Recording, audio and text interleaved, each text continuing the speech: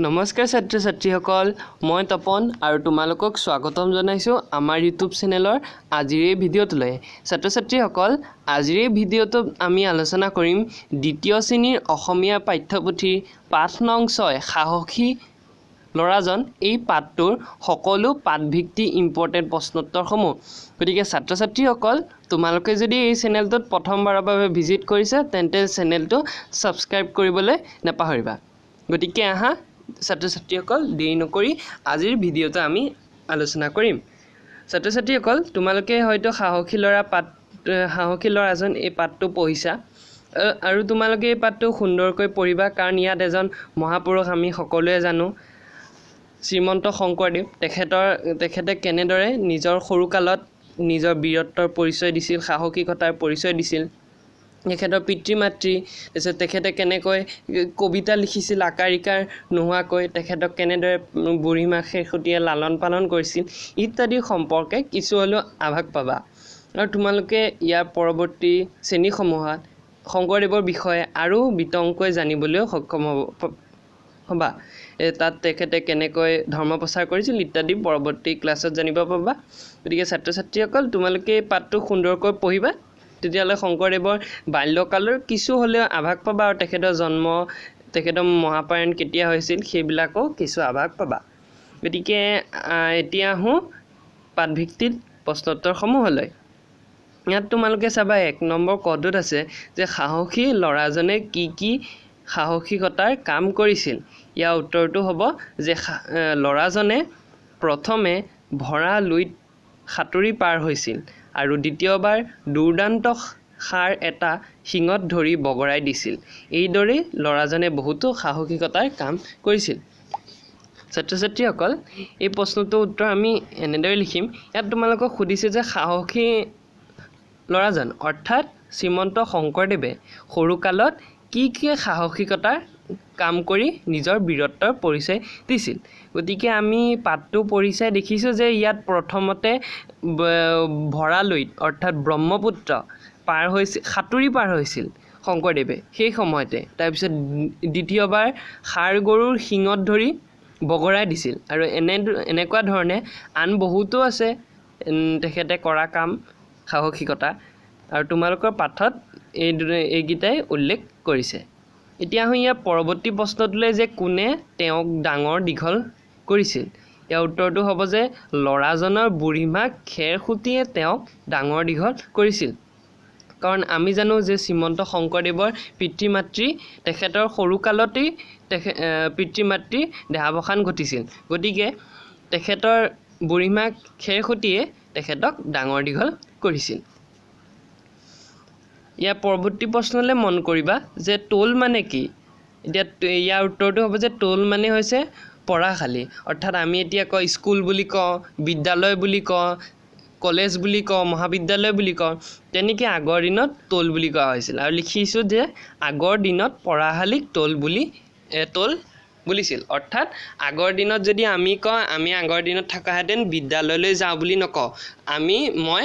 টোললৈ যাওঁ বুলি কম মই গুৰুৰ টোললৈ যাওঁ তেনেকৈহে ক'লোহেঁতেন তাৰপিছত ঘ নম্বৰটোলৈ মন কৰিবা যে ক খ শিকিয়ে ল'ৰাজনে কি ৰচনা কৰিছিল অৰ্থাৎ অ আ ক খ ইত্যাদি আমাৰ অসমীয়াৰ যোনকেইটা আখৰ আছে সেই আখৰকেইটা শিকিয়ে ল'ৰাজনে কি ৰচনা কৰিছিল সেইটো সুধিছে ইয়াৰ উত্তৰটো হ'ব যে ক খ শিকিয়ে ল'ৰাজনে এটা আকাৰ ইকাৰ নোহোৱাকৈ পদ্য ৰচনা কৰিছিল এইটো আকাৰ ইকাৰ নোহোৱাকৈ পদ্য ৰচনা কৰা ইয়াত কোনটো পদ্যৰ কথা কৈছে এইটোতো চাগে গম পাইছে যে কলতৰ কমলদন নয়ন যোনটো পদ্য তোমালোকৰ কিতাপত দিয়া আছে তোমালোকে ভাবিছা কেনেদৰে শংকৰদেৱে আকাৰ ইকাৰ নোহোৱাকৈ কেৱল ক খ শিকি ইমান ধুনীয়াকৈ এটা সুন্দৰ পদ্য ৰচনা কৰি দিছিল তাৰপিছত পিছৰটোলৈ মন কৰিবা উঙ নম্বৰ যে তেওঁ পিছত কি ৰূপে পৰিগণিত হ'ল ইয়াৰ উত্তৰটো হ'ব যে তেওঁ পিছলৈ মহাপুৰুষ শ্ৰীমন্ত শংকৰদেৱ ৰূপে পৰিগণিত হ'ল কাৰণ আমি জানো যে তেখেতে নৱবৈষ্ণৱ ধৰ্মৰ প্ৰচাৰ কৰিছিল সমগ্ৰ অসমৰ লগতে বংগ বিহাৰ উৰিষ্যাত গতিকে তাৰ পিছলৈ তেখেতক আমি মহাপুৰুষ হিচাপে মনা হ'লো অৰ্থাৎ তেখেত মহাপুৰুষলৈ পৰিগণিত হ'ল ছাত্ৰ ছাত্ৰীসকল ইয়াৰ পিছৰটোলৈ মন কৰিবা 2 নম্বৰ যে শব্দৰ মাজৰ পৰা যুক্তাক্ষৰ বাছি উলিওৱা আৰু ছাত্ৰ ছাত্ৰীসকল তোমালোকৰ দ্বিতীয় শ্ৰেণী অসমীয়া পাঠ্যপুথিৰ বহু কেইটা যুক্তাক্ষৰ আছে আৰু তোমালোকে এই যুক্তাক্ষৰবোৰ কেনেকৈ ভাঙে ইয়াৰ পৰা বিভিন্ন ধৰণৰ শব্দ গঠন এইবিলাক এতিয়াই শিকিবলৈ চেষ্টা কৰিবা তেতিয়া পৰৱৰ্তী শ্ৰেণীত সুবিধা হ'ব ইয়াত উত্তৰত চাবা প্ৰথম শব্দটো আছে শান্তি শান্তিত আমি দেখিছোঁ ইয়াৰ যুক্তাক্ষৰটো নয়তন্ত আৰু আমি ইয়াক ভাঙিব পাৰিম ন যোগ ত আমি পাম নয়তন্ত তাৰ পিছৰটো চাবা যে বালি সত্ৰ এই শব্দটোত আমি দেখিছোঁ যুক্তাক্ষৰটো তৰৈত্ৰ গতিকে আমি তয় ৰয়ত্ৰ ইয়াক আমি ভাঙিব পাৰিম ত যোগ ৰ তাৰ পিছৰটো চাবা যে অনুষ্ঠান ইয়াত আছে শৈঠস্থ আৰু ইয়াক আমি ভাঙিব পাৰিম খ যোগ মূৰ্ধন্য ঠ তাৰ পিছৰটোলৈ মন কৰিবা যে উন্মনা এইটো ইয়াত আমি দেখিছোঁ যুক্তাক্ষৰটো নয় মইন ম গতিকে ইয়াক আমি ভাঙিব পাৰিম ন যোগ ম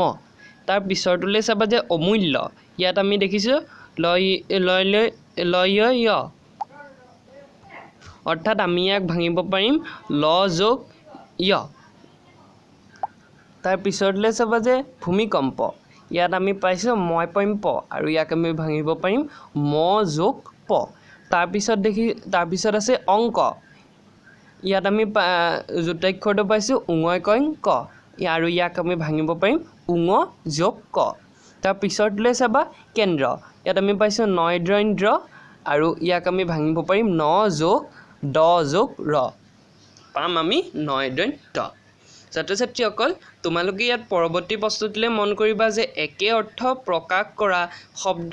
আস্তানি মিলাও আহা তোমালোকৰ শব্দখিনি কিতাপতেই আছে আৰু মই ইয়াত কেৱল উত্তৰটোকে কৰি দিছোঁ ইয়াত তোমালোকে উত্তৰটো চাবা যে পদ্য আমি ইফালে চাই দেখোঁ যে পদ্য মানে হৈ গ'ল কবিতা তাৰপিছত গুৰু ইয়াৰ অৰ্থ প্ৰকাশ কৰা শব্দ হ'ব শিক্ষক তাৰপিছত টোল মানে পঢ়াশালী শিষ্য মানে ছাত্ৰ অনেক মানে বহুত আৰু পুথি হ'ব কিতাপ ছাত্ৰ ছাত্ৰীসকল তোমালোকে ইয়াৰ পৰৱৰ্তী প্ৰশ্নটোলৈ মন কৰিবা যে 4 নম্বৰ আছে যুক্তাক্ষৰ ভাঙা আৰু শব্দ গঠন কৰা ইয়াত তোমালোকৰ প্ৰথমটো আছে হত জকাৰ আৰু ইয়াক আমি ভাঙিব পাৰিম হ যোগ য় আৰু ইয়াৰ পৰা আমি শব্দ গঠন কৰিব পাৰিম যেনে বিশিষ্য তাৰ পিছৰটোলৈ চাবা যে দৈধধ্য ইয়াক আমি ভাঙিব পাৰিম ড যোগ ধ আৰু ইয়াৰ পৰা আমি শব্দ গঠন কৰিব পাৰিম যেনে বুদ্ধ সিদ্ধি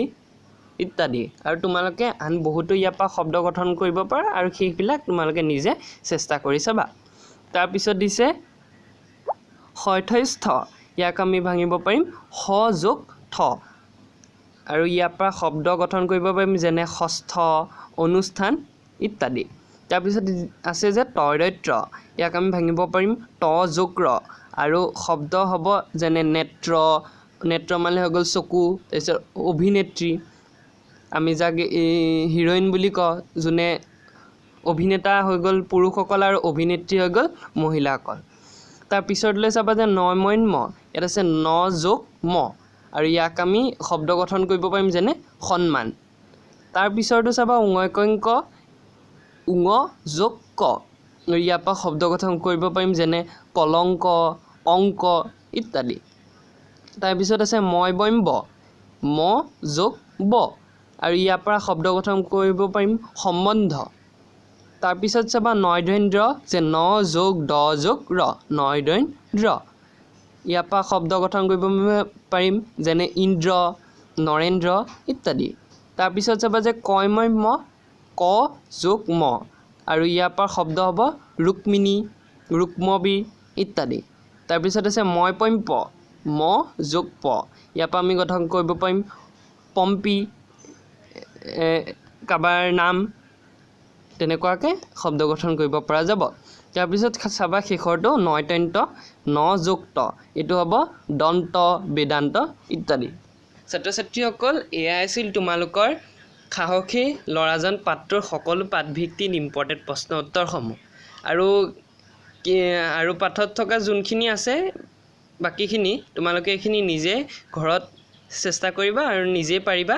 গতিকে আশা কৰোঁ ভিডিঅ'টো ভাল পালা আৰু যদি ভিডিঅ'টো ভাল পালা তেন্তে লাইক শ্বেয়াৰ কমেণ্ট কৰিবলৈ নেপাহৰিবা আৰু ছাত্ৰ ছাত্ৰীসকল তোমালোকে যদি এই চেপ্টাৰটো PDF ফাইল ডাউনলোড কৰিবলৈ বিচাৰা প্ৰশ্নোত্তৰখিনি তেন্তে তোমালোকে ভিডিঅ' ডেছক্ৰিপশ্যনত চাব পাৰিবা গতিকে আজিলৈ ইমানতে সামৰো ধন্যবাদ